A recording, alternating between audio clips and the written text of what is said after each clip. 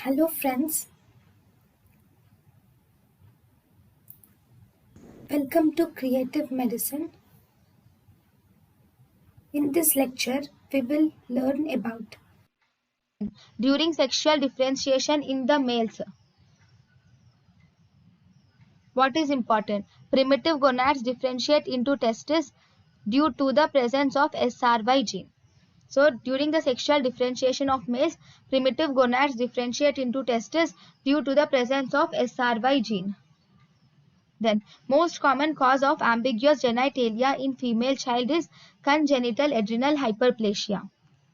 Then, most common cause of female pseudohermaphroditism is congenital adrenal hyperplasia is the most common cause of female pseudohermaphroditism. Then female pseudohermaphroditism true is you will see a 46XX pattern and clitoromegaly is seen in female pseudohermaphroditism. Then true in the case of virilizing adrenal hyperplasia is in virilizing adrenal hyperplasia cortisone is seen in is given for cortisol is given treatment for the case of treatment of the for the case of virilizing adrenal hyperplasia is cortisone is given.